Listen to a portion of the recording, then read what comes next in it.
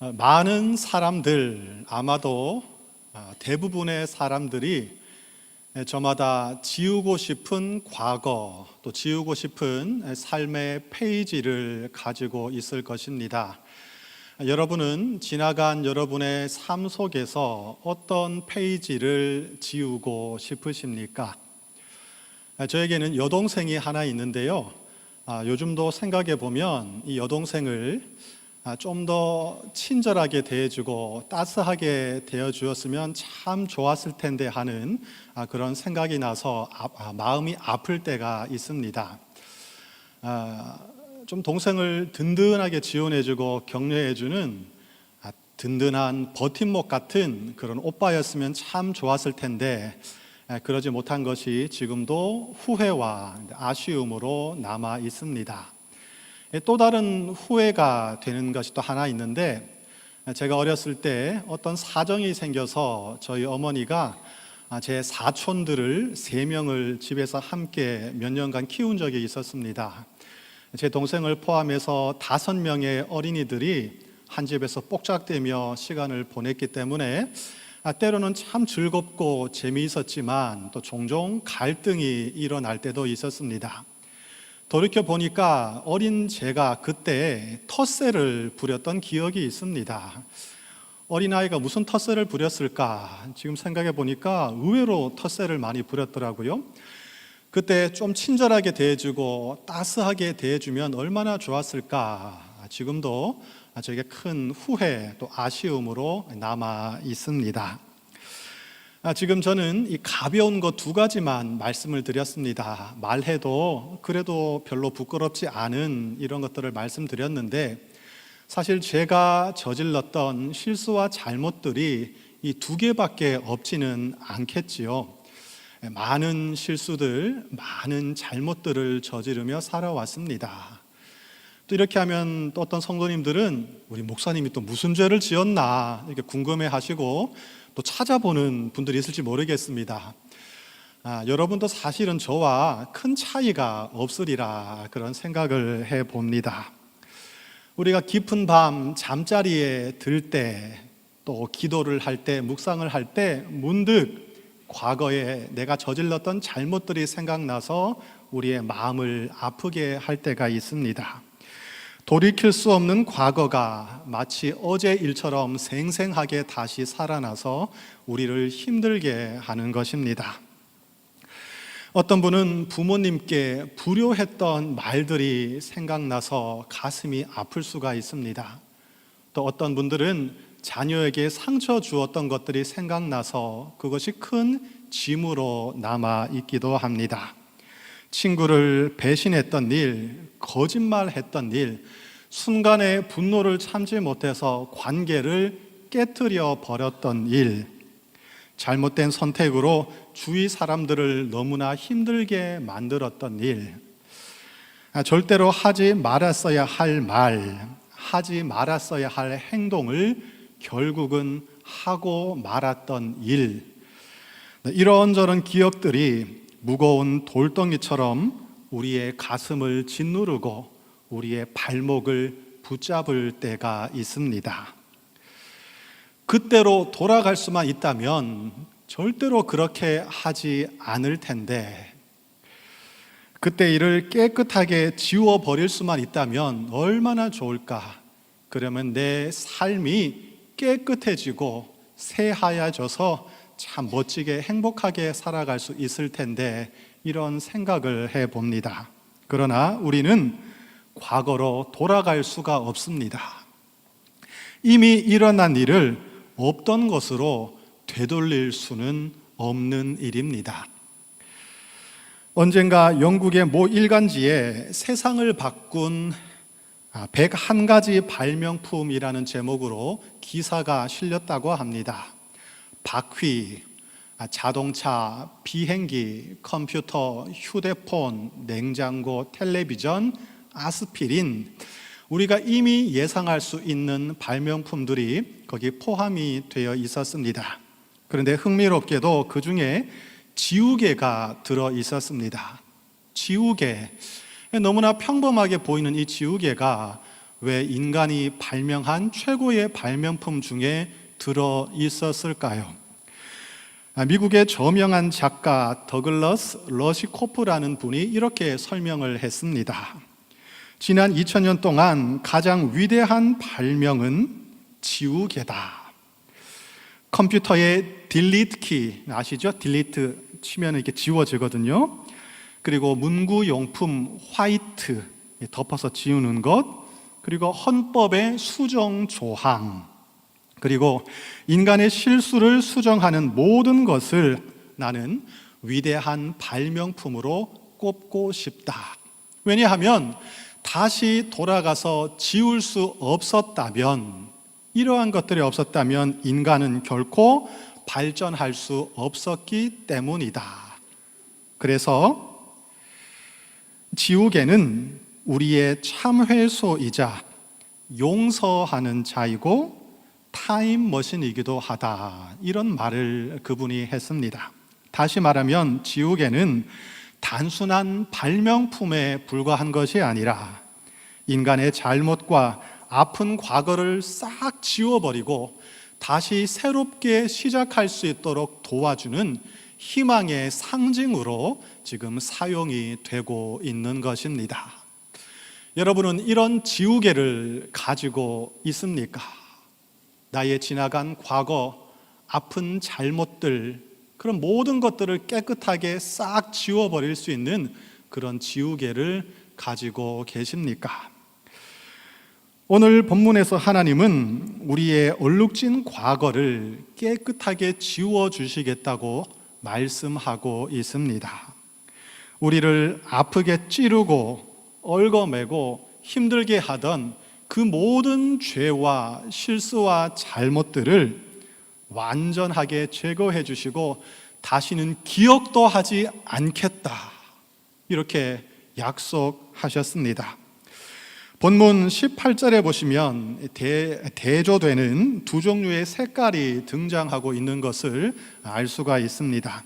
한편에는 주홍색, 또 진홍색이 있습니다. 또 다른 한쪽에는 눈과 양털로 상징되는 흰색이 등장을 하고 있습니다. 지금은 이 염료 기술이 아주 발전을 해서 어떤 종류의 색깔이든지 자유롭게 만들어낼 수가 있습니다. 그러나 고대 세계에는 그렇지가 못했습니다. 특히 주홍색, 진홍색 같은 염료들은 만들기도 어려웠고 값도 비쌌습니다. 쉽게 탈색이 되는 일반 염료와는 다르게 이런 염료들은 한번 착색이 되면, 염색이 되면 잘 지워지지 않는 강력한 염료들이라고 이제 알려져 있습니다. 그러니까 이 붉은색의 이미지는 죄의 흔적이, 죄의 기억이 너무나도 강해서, 너무나도 진해서 도저히 지울 수 없다는 것을 의미하는 표현입니다. 반면 이 흰색의 이미지는 그 죄의 흔적이 아무리 강력하다 할지라도 반드시 지워진다, 사라진다, 흔적조차 남지 않을 것이다 하는 의미를 또 품고 있습니다. 그러니까 오늘 본문은 인간이 처한, 우리 안에 깊이 뿌리 박혀 있는 이 죄의 기억, 안타까운 죄의 현실과 하나님의 용서의 능력을 극명하게 대조하는 말씀이라고 우리가 이해할 수 있겠습니다. 한편에는 이 죄의 흔적이, 죄의 기억이 너무나 강력해서 도저히 지워지지 않는다. 그러나 하나님의 용서의 능력은 너무나도 크고 강력해서 그런 죄까지도 다 지워버릴 수 있다. 이 두 가지를 극명하게 우리에게 전해주고 있는 말씀입니다. 성경은 죄의 문제를 아주 심각하게 다루고 있습니다. 죄는 우리 인간의 본성에 깊이 뿌리를 박고 있는 너무나도 질기고 강력한 실제입니다. 어떤 단어를 사용할까 제가 고민하다가 실제라는 단어를 사용했습니다. 이것은 눈에 보이지는 않는데 우리의 눈에 보이지는 않지만 실제로 존재하고 있다. 너무나도 강력한 영향력을 우리에게 지금도 행사하고 있다. 엄청난 능력이고 힘이다. 이것을 뜻하기 위해서 사용하는 단어입니다. 이사야서 59장 1절 2절에 이런 말씀이 나옵니다. 여호와의 손이 짧아 구원하지 못하심도 아니요 귀가 둔하여 듣지 못하심도 아니라 오직 너희 죄악이 너희와 너희 하나님 사이를 갈라놓았고 너희 죄가 그의 얼굴을 가리어서 너희에게서 듣지 않으시게 함이니라. 우리가 하나님의 은혜를 제대로 누리지 못하는 이유가 있다면 가장 큰 이유는 바로 우리의 죄 때문이라고 성경은 가르쳐주고 있습니다. 땅에 먹구름이 끼어 있으면 햇빛이 잘 보이지가 않습니다. 그러나 비행기를 타고 구름 위로 올라가 보면 여전히 태양이 환하게 내리쬐고 있는 것을 우리는 발견할 수 있습니다. 태양이 아무리 밝게 빛나고 우리를 비추고 있다 할지라도 먹구름이 끼어 있으면 그 태양의 밝은 빛이 우리에게 비출 수가 없습니다. 이처럼 죄는 하나님과 우리 사이를 가로막고 있습니다. 하나님의 은혜, 하나님의 크신 복을 우리가 받지 못하도록 방해를 하고 있습니다. 이 죄는 사람들 사이의 관계를 왜곡합니다. 아무리 친한 사람, 사랑하는 사람이라 할지라도 그들 사이에 죄가 끼어들면 관계가 깨져버리죠. 더 이상 예전처럼 따스하게, 친절하게 서로를 바라볼 수가 없습니다. 이것이 죄의 영향력입니다. 또한 죄는 나 자신과의 관계를 왜곡시킵니다. 우리 안에, 내 안에 죄가 들어오면 나는 올바른 시선으로 나 자신을 판단할 수가 없습니다. 왜곡된 시선으로 나를 바라보게 되는 것이죠. 그래서 나 자신을 과대평가하기도 하고 또 반대로 나를 지나치게 비하하기도 하는 것입니다. 그런가 하면 죄는 우리를 과거 속에 매몰되게 만들어 버립니다. 과거에 내가 저질렀던 실수와 잘못에 사로잡혀서 앞으로 나아가지 못하도록 나를 얽어매는 것입니다. 나는 죄를 저질렀어. 나는 죄 지은 사람이야. 나는 그런 존재야. 물이 엎질러지면 다시 담을 수 없는 것처럼 내 인생은 이미 돌이킬 수 없게 되었어. 나라는 존재는 바뀔 수가 없어. 이렇게 살다가 그냥 가는 거야. 이런 죄책감과 패배감에 사로잡혀서 힘든 시간을 보내도록 이 죄가 우리를 그렇게 만들고 있습니다. 여러분 보셨는지 모르겠는데 요즘 이 캐데헌, K-팝 데몬 헌터스라는 애니메이션 영화가 전 세계를 강타하고 있습니다. 제가 그 영화를 보면서 이 영화 내용 중에 기독교 복음과 상당히 맞닿아 있는 내용이 있다는 것을 발견을 했습니다. 주인공 중에 한 명이 이 사람 원래 인간이었는데 악마와 거래를 하고 나서 악마의 삶을 살게 되었습니다. 그는 자신의 성공, 자신의 부귀 영화를 위해서 사랑하는 가족을 배신했습니다. 이후 그는 가족을 버렸다는 죄책감에 시달리며 악마로서의 삶에 갇혀 살게 되었습니다. 과거의 잘못된 선택과 그 죄책감이 그를 완전히 사로잡고 있었습니다. 하지만 그는 자신의 모습을 정직하게 인정하고 정직하게 직면을 하면서 자기에게 계속해서 속삭여오는 그 악에 대항해서 새로운 선택을 하게 되었습니다. 그때 그에게는 새로운 자유와 희망이 찾아오게 되었습니다. 이것을 보면서 저는 이 기독교에서 말하는 회개를 지금 영화가 보여주고 있구나, 그런 생각을 해 보았습니다. 더 자세하게 말하면 이 스포일이 될 수 있기 때문에 여기서 멈추도록 하겠습니다. 기회가 되시는 분들은 한번 보시면서 제가 지금 말씀드린 내용과 연결해서 한번 보시면 좀 더 이해가 쉬우실 거라 생각합니다. 하나님은 우리가 과거에 갇혀 살기를 원하지 않으십니다. 우리가 과거의 실수, 과거의 잘못에 매몰돼서 나는 용서받을 수 없어, 나는 안 돼, 이렇게 포기하고 절망을 한다면 그것은 하나님을 너무나도 슬프게 만드는 일이 될 것입니다. 반대로 우리가 그렇게 한다면 그것은 사탄이 가장 좋아하는 일이 될 것입니다.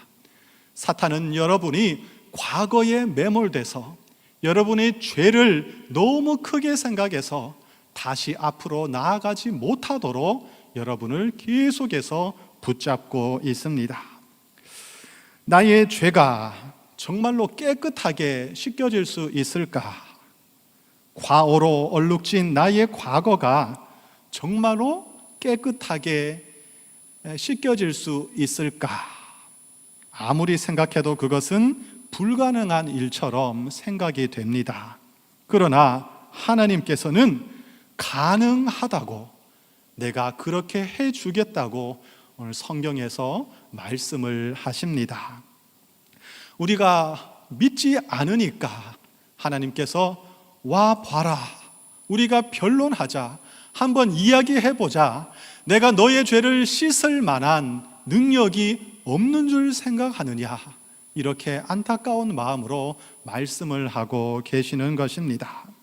하나님께서 그렇다고 말씀하시는데 감히 누가 아니라고 부정을 할 수 있겠습니까? 여러분, 오늘 이 말씀을 믿으시기를 축복합니다. 사람들은 말합니다. 당신의 과거는 돌이킬 수 없습니다. 당신의 죄는 용서받을 수 없습니다. 또 우리 스스로도 우리에게 이렇게 말을 합니다. 나의 과거는 돌이킬 수 없다. 나의 죄는 결코 용서받지 못할 것이다. 그러나 내 생각이 아니라, 다른 사람들의 판단이 아니라 하나님의 말씀을 있는 그대로 받아들이고 신뢰하는 것이 신앙이라고 우리는 믿고 있습니다. 그런데 하나님의 용서를 받으려면, 그 용서를 온전히 누리려면 한 가지 전제 조건이 있습니다. 그것은 회개입니다. 우리가 이 회개라는 말을 너무나 많이 들었기 때문에 이 말을 가볍게 생각할 때가 있습니다. 성경에서 회개라는 말은 돌아가다, 돌이키다, 방향을 바꾸다, 이런 의미가 들어 있습니다. 쉽게 말하면 방향 전환, 방향을 재설정하는 것이 회개입니다. 이전에 내가 살아가던 방식, 내가 쫓아가던 어떤 삶의 목표, 내가 추구하던 삶의 방향을 틀어서 하나님을 향하여 완전히 바꾸는 것, 이것이 바로 회개라고 설명할 수 있습니다. 회개, 즉 이 방향 전환은 우리 인생에서 크게 한 번 발생합니다. 세상을 향해 달려가던, 다른 방향으로 달려가던 내 인생을 크게 한번 확 바꿔야 되겠죠. 이게 예수 믿는 것이죠. 방향을 확 바꾸어서 하나님을 향해서 내 삶의 방향을 맞추는 것, 이것은 우리 인생에서 크게 한 번 일어납니다. 그럼 당연하겠죠? 한 번 방향을 바꿨는데 또 한 번 바꾸면 어떻게 됩니까? 원점으로 돌아가 버리죠. 그러니 한 번 바꾸는 겁니다. 물론 이 방향 전환은 갑자기 발생할 수도 있고요, 때로는 서서히 조금씩 발생할 수도 있습니다. 그러나 확실한 것은 분명하게 한 번은 일어난다는 사실입니다. 그런데 한 번 바뀐 이 인생의 방향은 그 방향으로 지속적으로 나아갈 수 있도록 계속적인 노력과 에너지가 필요합니다. 이것을 제가 나침판의 비유를 들어서 설명을 해드리겠습니다. 나침판 본 적 있으시죠? 나침판은 이 북극을 향하고 있습니다. 북극을 정확하게 향하고 있죠? 그쪽으로 방향을 향하고 있는데 자세하게 살펴보면 이 바늘 끝이 파르르 이렇게 계속 떨리고 있다는 것을 우리가 발견을 할 수가 있습니다. 무슨 말입니까? 우리의 삶의 방향은 한 번 하나님을 향하여 회개했습니다. 정향했습니다. 그러나 때로는 우리가 흔들릴 때가 있습니다. 계속해서 다른 방향으로 우리의 시선을 돌릴 때가 있습니다. 그러나 그럼에도 불구하고 우리의 삶의 방향은 하나님을 향하여 고정이 돼 있습니다. 우리가 다른 방향으로 흔들릴 때마다 우리의 방향을 계속해서 돌리는 것이죠. 하나님께로 정향시키는 것입니다. 이것이 바로 회개입니다. 오늘 본문을 통해서 우리는 회개와 관련된 두 가지 단계를 이해할 수 있습니다. 첫 번째 단계는 마음의 변화이고요, 두 번째 단계는 행동의 변화입니다. 여러분 16절과 17절 말씀을 우리 다시 한번 읽어보겠습니다. 시작. 너희는 스스로 씻으며 스스로 깨끗하게 하며 내 목전에서 너희 악한 행실을 버리며 행악을 그치고 선행을 배우며 정의를 구하며 학대받는 자를 도와주며 고아를 위하여 신원하며 과부를 위하여 변호하라 하셨느니라. 아멘. 16절 앞에 보시면 스스로 씻으며 스스로 깨끗하게 하여라는 말씀이 있습니다. 이것이 바로 마음의 변화, 마음의 돌이킴을 의미하는 말씀이죠. 이전에 갖고 있던 마음 자세, 생각의 습관을 이제는 바꿔라, 깨끗하게 씻어버려라, 결단해라, 이런 촉구입니다. 이제 마음을 바꾸었으면 세상으로 가던 내 발걸음을 멈추고 행동을 멈추어라, 그리고 돌아서라, 행동 방식을 바꾸어라, 이렇게 가르치고 있습니다. 마음이 변화된 다음에는 이전에 하던 악한 행동을 멈추고 완전히 방향을 틀어서 선행을 실천하라, 이것이 회개라고 가르치고 있습니다. 본문은 구체적인 실천 방안들을 제시하고 있습니다. 뭐라고 되어 있습니까? 선행을 배우라, 정의를 구하라, 학대받는 자를 도와주라, 고아를 위하여 신원하라. 신원이란 말은 억울함을 풀어주라는 말씀입니다. 또 과부를 위하여 변호하라. 이것이 한번 크게 회개한 사람들이 살아가야 하는, 일상에서 실천해야 하는 회개의 자세, 회개의 실천이라고 지금 말씀을 하고 있는 것이죠.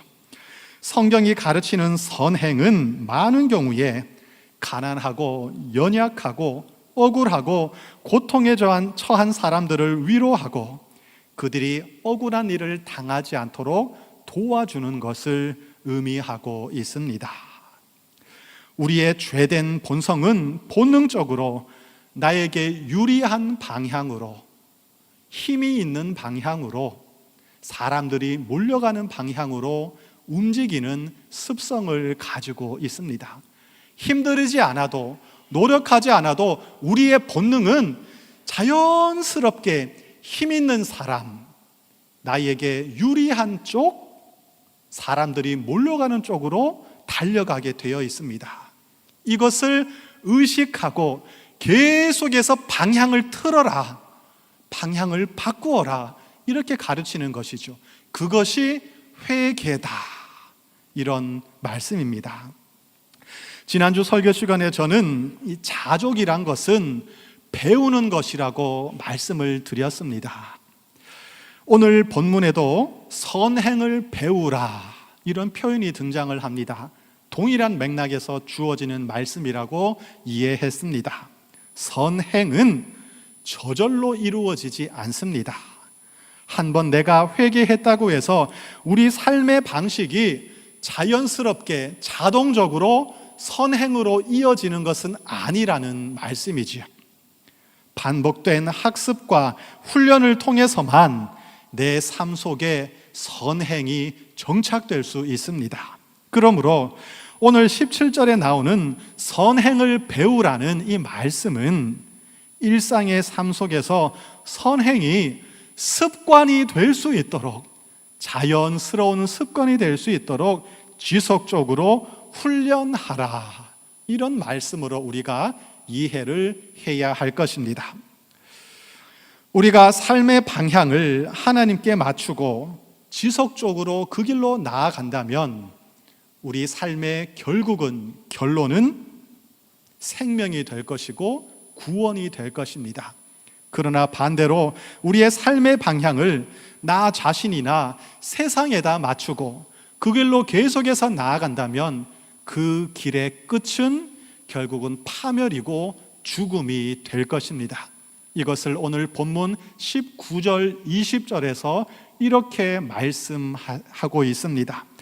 너희가 즐겨 순종하면 땅의 아름다운 소산을 먹을 것이요 너희가 거절하여 배반하면 칼에 삼켜지리라. 여호와의 입의 말씀이니라. 이해되십니까?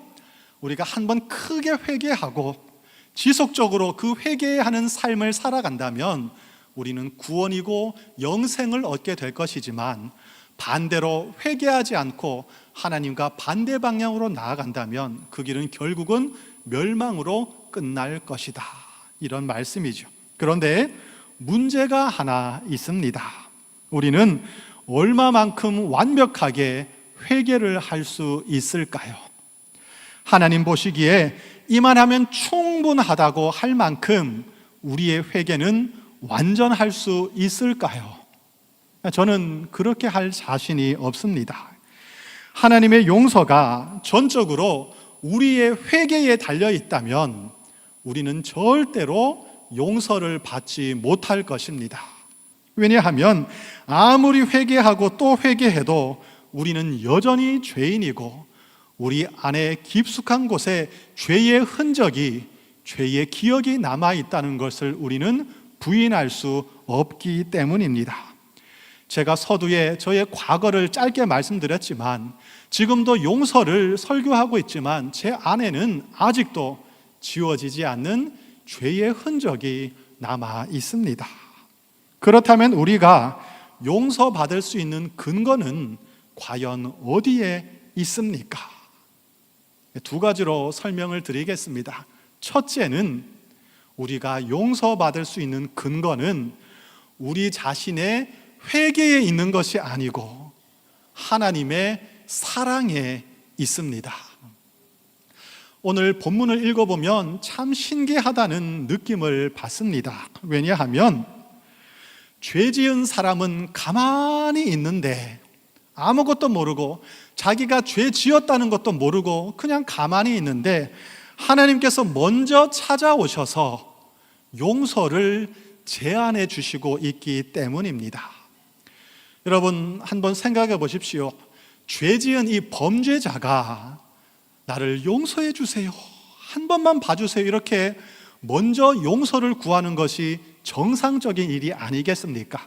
그런데 범죄자는 가만히 있는데 은혜를 베푸는 시혜자가 먼저 찾아와서 내가 너를 용서해 줄게, 내가 너를 용서해 줄게, 내 용서를 받아주라, 이렇게 제안을 하고 있으니 이게 참 신기한 일입니다.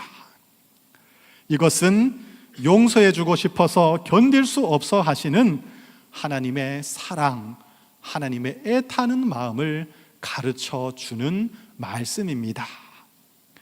우리가 과거의 잘못에, 과거의 기억에 매몰돼서 일어서지 못하고 슬퍼하고 있는 것이 너무나 마음이 아파서 하나님은 우리에게 찾아오셔서 괜찮다, 다시 할 수 있다, 내가 너를 용서해 줄 거다, 내가 너의 과거를 다 지워버리고 기억도 하지 않겠다, 그러니 힘을 내라, 이렇게 말씀하시는 것입니다. 이 시간 그 따스하신 하나님의 마음을, 하나님의 사랑을 느낄 수 있으시기를 축복합니다. 둘째, 따라서 하나님은 우리에게 완전한 회개를 요구하지 않으십니다. 회개하라고 말씀하시고 회개를 요구하긴 하시지만 그렇다고 우리에게 완벽한 회개를 바라시는 것은 아니라는 말씀입니다. 하나님은 우리의 중심을 보고 계십니다. 우리의 삶의 방향이 어디를 향하고 있는지, 우리가 어떤 자세로, 어떤 태도로, 어떤 마음으로 살아가는지가 중요한 것입니다. 회개를 했어도 우리는 또다시 잘못할 수 있고 또다시 넘어질 수 있습니다. 그러나 하나님을 향한 우리의 마음만큼은, 하나님을 향한 여러분의 발걸음만큼은 결코 멈추어서는 안 될 것입니다. 하나님은 우리의 그런 진정성 있는 모습을 보시고 또다시 우리를 용서해 주시고 또다시 받아주실 것입니다. 결국 우리의 회개가 불완전하다 할지라도 하나님의 그 사랑이 우리를 받아주시고 용서해 주시는 것입니다. 이것이 십자가가 의미하는 복음입니다. 사탄은 계속해서 우리를 찾아와서 이렇게 속삭이고 있습니다. 너는 죄인이야. 네가 알고 있잖아. 네가 지은 죄는 그대로 남아 있어. 과거는 절대로 변할 수 없어. 너는 그런 존재야. 그러나 예수님의 십자가는 계속해서 우리를 위로하고 격려하고 있습니다. 너의 죄는 이미 다 용서받았어. 하나님께서는 너의 죄를 기억도 하지 않으셔. 너는 너의 죄를 잊지 못하고 계속해서 기억하고 있겠지만 하나님은 너의 죄를 기억도 하지 않으셔. 과거는 변할 수 없겠지만 너의 미래는 새로워질 거야. 너는 다시 새로운 삶을 살 수 있어요. 여러분이 정말로 회개한다면 하나님께서는 여러분의 죄를 기억도 하지 않으실 것입니다. 그러므로 과거의 잘못과 아픈 상처와 부정적인 감정에 사로잡혀 있지 마시고 계속해서 날마다 하나님의 사랑 안에서 자유를 누리시고 기뻐하시는 삶을 살 수 있기를 축복합니다. 그러나 한편으로 우리의 회개는 여전히 불완전하고 우리 안에는 죄의 기억이 남아 있습니다. 저는 이것이 우리를 겸손하게 만들고 우리를 낮추는 안전장치라고 생각을 하고 있습니다. 한편에서는 하나님의 그 용서하심, 그것을 믿고 진정한 자유와 기쁨을 누리지만 나는 여전히 죄인이구나 하는 겸손한 마음을 가지고 우리가 살아가야 하는 것입니다. 그러므로 구원받은 죄인으로서, 이 표현이 중요합니다. 구원받은 죄인으로서, 용서받은 죄인으로서 여러분의 남은 삶을 겸손하게 선행을 행하며 살아가시기를 부탁을 드립니다. 우리가 TV를 보면 이 감옥에서 출소한 재소자가 이런 말을 하는 것을 보지 않았습니까? 이제부터 나는 사죄하는 마음으로 살겠습니다. 사죄하는 마음, 이것이 우리가 가져야 할 삶의 자세가 아닌가 생각합니다. 나는 구원받았고 나는 완전한 용서를 받았고 하나님은 나의 죄를 기억도 하지 않으신다는 것을 믿음으로 받아들이면서 그와 동시에 나는 구원받은 죄인, 용서받은 죄인으로서 남은 평생을 사죄하는 마음으로 살아가겠습니다. 이것이 바로 선행을 행하는 삶이라고 할 수 있습니다. 죄를 기억도 하지 않으시는 사랑의 하나님을 신뢰하심으로 이번 한 주간도 자유롭게 기뻐하시며 힘을 내시기를 축복합니다. 용서받은 자의 기쁨을 누릴 수 있기를 축복합니다. 그러나 그와 동시에 용서받은 죄인으로서, 구원받은 죄인으로서 여러분의 남은 평생을 사죄하는 마음으로 선행을 실천하는 복된 삶이 되시기를 다시 한번 축복합니다. 기도하겠습니다. 하나님 아버지, 죄를 지어 죽을 운명에 처해 있던 우리에게 용서받고 다시 살 수 있는 길을 열어주셔서 감사합니다. 우리의 죄가 주홍 같을지라도 눈과 같이 희어질 것이고, 우리의 죄가 진홍 같을지라도 양털같이 희게 될 것이라고 말씀하셨습니다. 이 말씀을 믿음으로 받기를 원합니다.